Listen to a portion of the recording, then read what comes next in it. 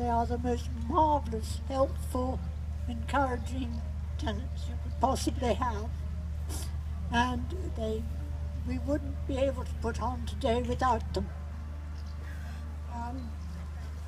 The only other thing I want to say is that we have very old-fashioned farm buildings at the back, which we very much want to put to better use.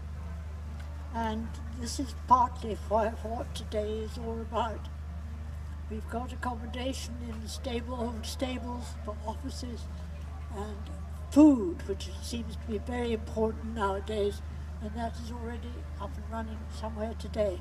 I haven't met up with them yet. Anyway, it gives me great pleasure to open the sale today, and I believe there's quite a queue at the gate. So here we go. Thank you very much.